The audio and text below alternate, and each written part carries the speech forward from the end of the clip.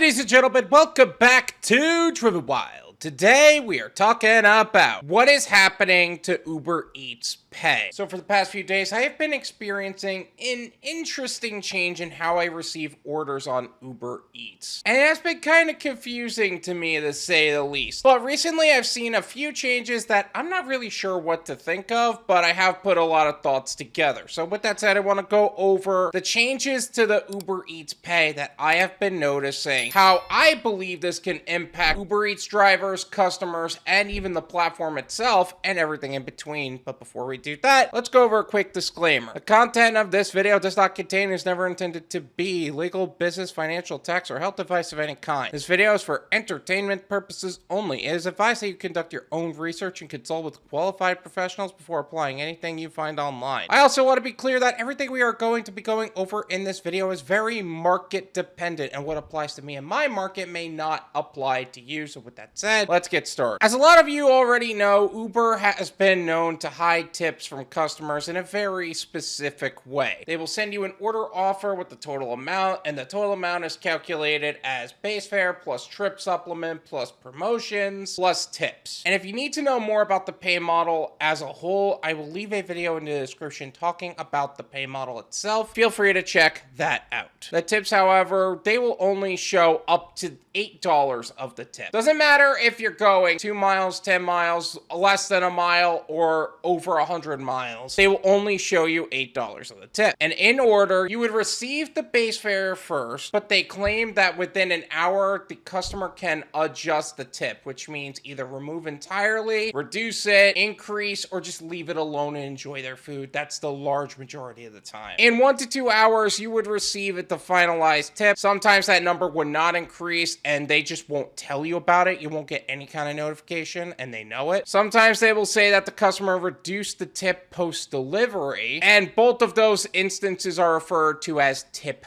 baiting. Sometimes you get the tip and it was exactly what you expected, which is fine. And sometimes the amount would actually go up and they would claim that the customer increased the tip, which is nonsense half the time. Who goes onto their app after eating and says, that driver was really quick, I should increase their tip. 35 cents is plenty, right? And there are times where it's even more than that, but in most cases you could tell that they didn't increase the tip and they just tipped well up front. If you need a better understanding of the hidden tip system and how tip baiting works and all of that stuff, I will also leave a video in the description about that as well. Feel free to check that out. The changes I have noticed. So there are a few changes to that system that I've noticed, and a lot of them doesn't seem like a big deal on the surface, but can lead to some bigger things down the line. No more hidden tips. So as of recently, I've noticed that sometimes the orders actually don't have hidden tips. They were just completely transparent up front. They weren't hiding that extra 54 cents. They showed it to you. On the surface, that sounds great. That's exactly what we were asking for, right? Well,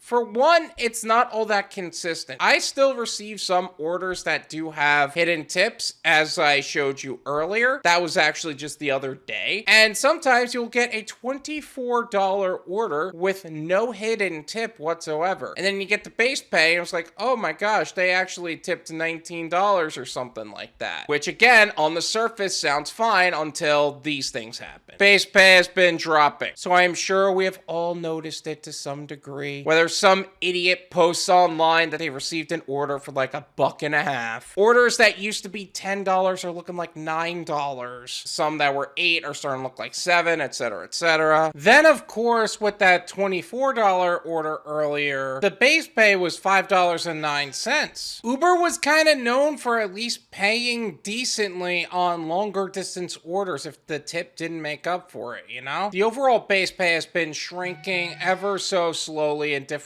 areas and in different ways. Tip baiting hits harder. So like I said, with that $24 order, I had to drive 12.2 miles in order for that order to just get done. Let's say for a second that that order led me to getting tip baited in the first place, which it did seem like for a bit, but we'll get into that. With tip baiting being an active part of Uber Eats, you have the overall overall concern that the pay will change upon completing the order. Like, what the heck is that? Imagine driving 12.2 miles for $5.09 when you were shown 24. That's gonna hurt your ROT, your overall trust in customers. It's gonna make a already toxic environment even more toxic. Like, have you noticed how toxic it is between customers, merchants, and drivers sometimes? Which is clear that the gig companies have already proven that their goal is to create a toxic environment between us in the first place, so that way we're too busy fighting each other to realize what they're doing. So when I saw the order didn't send me the tip, you know I was upset. I hopped on the phone and made sure that I got the adjustment to make up for the loss. If you don't know how I was able to do that, I made a video explaining how to actually do that, so that way you're never really hurt by a tip bait. Again, that video is going to be in the description. Feel free to check that out. How this affects people. Aside from merchants, for the most part, this is going to affect everybody in a different way. For gig workers, good orders are going to become okay. Trust has been overall disappearing between driver and customer, and even with the company, we never really had much trust with them to begin with. And drivers are going to look elsewhere. Like, why depend on an app that's not paying us as much when you could be diversifying your gig portfolio? Customers are going to have to deal with longer wait times. More cost is going to be put upon the customer. In order for them to get their order delivered to them, they're going to have to tip more. Otherwise, there are certain drivers that are just not going to want to do it. Are some drivers okay with dealing with the $1 less? Some are, some aren't. But like I said, orders that used to be $10 are looking like $9. Orders that used to be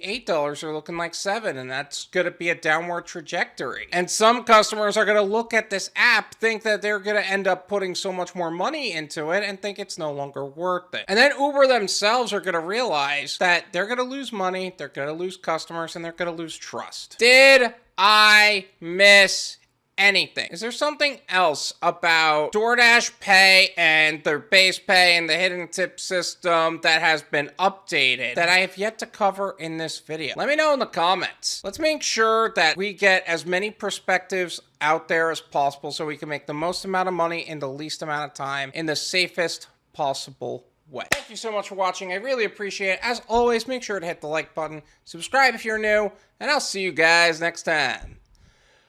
Peace!